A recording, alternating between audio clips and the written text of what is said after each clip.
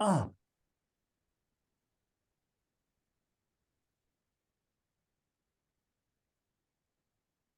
welcome everybody. Hi, welcome back. It's Michael and Julie here with Solas Inspirational Chats, and today we have our wonderful friend Catherine De Courcy, who is talking to us from France. We had the pleasure of meeting Catherine, I think it was 7 years ago originally, and when she brought out her wonderful book about Montsegur, we had the pleasure of her at our book club, which was amazing. And this year, when we were in France, we introduced some of our friends to Catherine, and she talked us through her book and she talked us through her experiences. Lovely to see you again, Catherine. And you as well, Michael and Julie. Thank you. So the weather today is wet and yeah, it's just turned wet. It had beautiful weather, beautiful sunshine, and today it's turned into autumn, but that's fine. That's fine. Yeah. I'm sure the sun will come back soon to visit you over there in France, Catherine. Now you get a little bit more sunshine than us. Yeah, no, this time of year tends to be lovely, so it's nice to have the contrast. Yeah. I know it can be a bit hit and miss. So Catherine, would you like to tell us a little bit about yourself and your experience which led you to writing the book about Montsegur, which I found as a historical novel to be fascinating? Yeah, sure. I'm a historian, and at this stage I'm a full-time writer. And in 2000, I had done several books on outback travel in Australia, where I had blended history and travel. And in 2000, I came to this part of France in 2006 for the first time, and went up Montsegur and was intrigued. And then in 2008, I began to work with some friends on researching the story in a little more detail with a spiritual element to it. And I was thinking in terms of writing a history travel book. So how to find out, because I've been introduced to such extraordinarily beautiful and special places around here. I was thinking I would do, how to find these places, where to go, and what you'll see, and then snippets of the history from the medieval period and so on. And then the deeper I got into it, the deeper I got into the spiritual aspect of it. And I was meeting people who were giving me information that I couldn't cite. It wasn't the sort of information that you could find in anything historical. There were no historical records to support what I was hearing. And this is in part because the main historical records about the Cathars in the 13th century are Inquisition records, which have an extremely limited use. They got a bit of use, but certainly not in terms of what I would be looking for. Yeah. So gradually then the idea shifted from being a non-fiction history, which would be like one of my standard books, to fiction, because that was the only way I could incorporate these extraordinary things I was hearing. And I was hearing them from several different places. I was given the detail of Montsegur as to where everything was laid out, what the mountain looked like during the siege, where everybody and everything was. And then about 2 months later, I met somebody else. These two men had never met, who gave me the same layout. Yeah. And that's the kind of thing I've been getting. And I've been given some quite deeply spiritual material for this book. And with any of these things, as you know, because we're talking to a spiritual group, but with any of these things, there's always a level. So you're allowed to know so much. So I can think I know more, but I can only actually know and write about what I'm comfortable knowing about, if that makes sense. Yes. Because when you're dealing with something, a place like Montsegur, which is so special, there's such a special energy.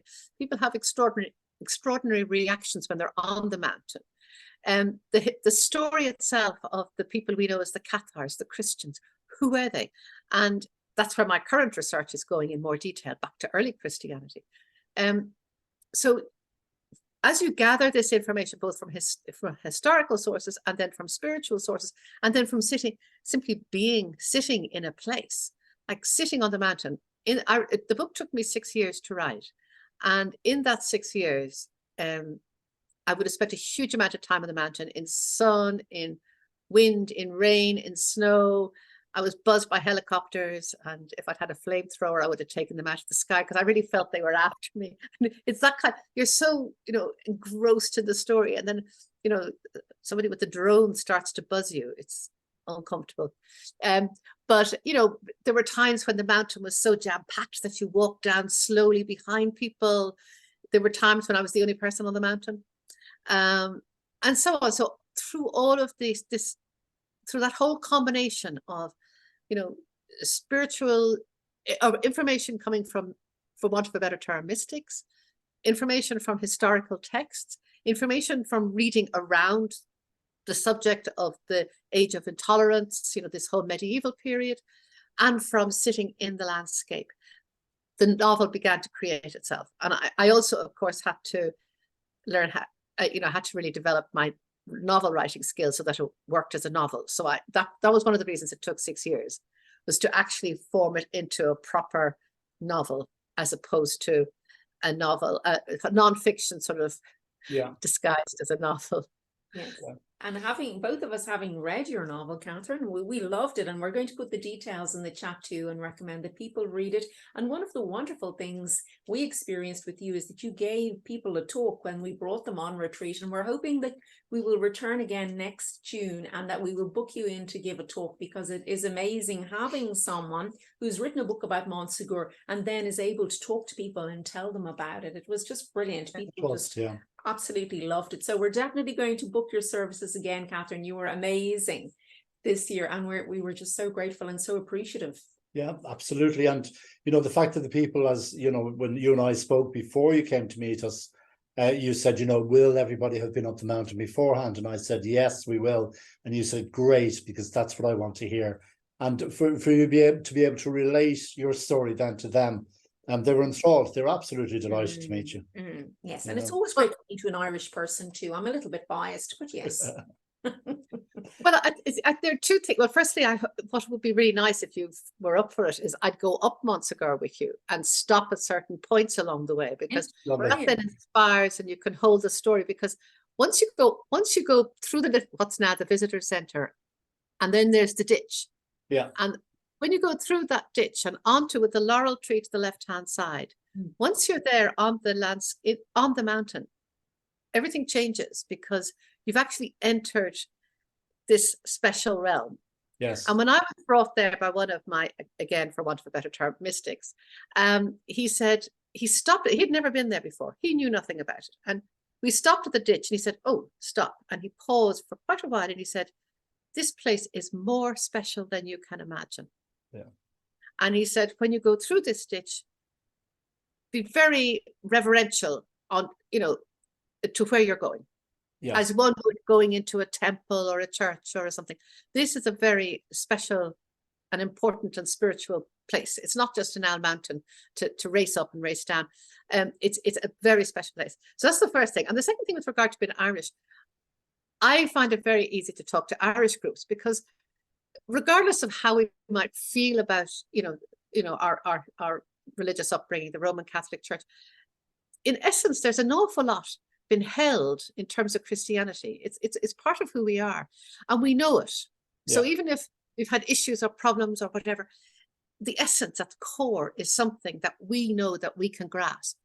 And we also, frankly, know the language. We know the characters. We know, you know, we can talk with ease about, you know, the four evangelists. We can talk with ease about the other gospels, the early Gnostic gospels, the early Christianity, because we know the characters. Yes. So you're not, we're taught, and we also, frankly, have a sense of otherness. You know, with all the stories as kids of leprechauns and fairies and so on, we have a sense of looking beyond the veil in our imagination, if nowhere else. Absolutely. Yes, I think it's our Celtic heritage too, Catherine. Yes, we have such a rich tapestry, and it's all interwoven. But yes, we certainly have that depth of soul, so we can appreciate these wonderful places, because, as you said, it is a magical place. It's a place of pilgrimage, a place of worship when you go to Montsegur. And as you say, there's so many layers, but I'm definitely booking you for a tour, because it would be absolutely amazing. I just keep saying, excuse me, I'm following her, because we just adored the wealth of knowledge and the way you were able to talk to the people who came on our trip. So thank you, Catherine. Yeah, definitely. We'll talk about that. Yes, we will indeed. And, you know, just, you know, with what you said about your friend standing at the ditch, and saying, because I believe Irish people do, or people from area do have a reverence for places like that. But we actually know of people who have gone and haven't been able to climb the mountain because the mountain hasn't permitted it. You know, they've either sort of gone, oh, sure, look, this feels lousy, I'm going home, or they've felt sick and they've left and whatever. So, you know, to us, we've been up there a couple of dozen times at this stage, but we feel privileged to be allowed to go up and to spend time. And when you go up through the Pog at the far side, there's an outcrop of rocks on the right hand side, right down towards the cliff. And when I do a meditation, that's where I sit. And when I found that the first time in this lifetime, it felt so comfortable. I was going, yep, I used to sit here, I don't know how many hundreds of years ago. And when we brought our group, it was so funny.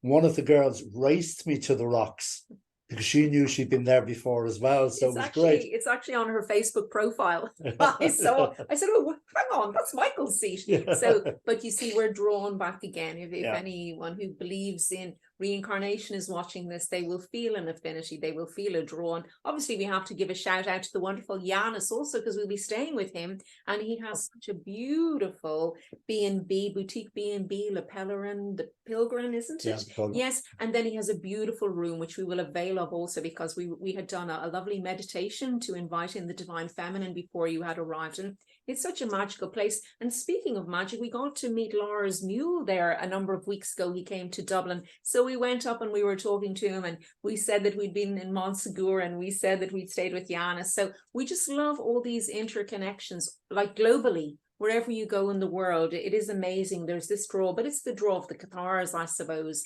and Montsegur. So we're really looking forward to seeing you over there, Catherine. I know we'll be chatting to you before then anyway. Yes, absolutely. Yeah. Great. So thank you very much for your time, Catherine. My pleasure. Yeah, as Julie says, we'll probably see you when you're over at Christmas, hopefully. And we'll see you then in France again during next summer. But yes, anyway, definitely. And we'll put up details all about you, Catherine, and your book, and how people can get in touch and purchase your book in the chat, because certainly we want to promote you because we love you. yes, thank you. Thank you very much, Catherine. Okay, thank you. Talk to you soon. Slán, or should we say au revoir? Au revoir.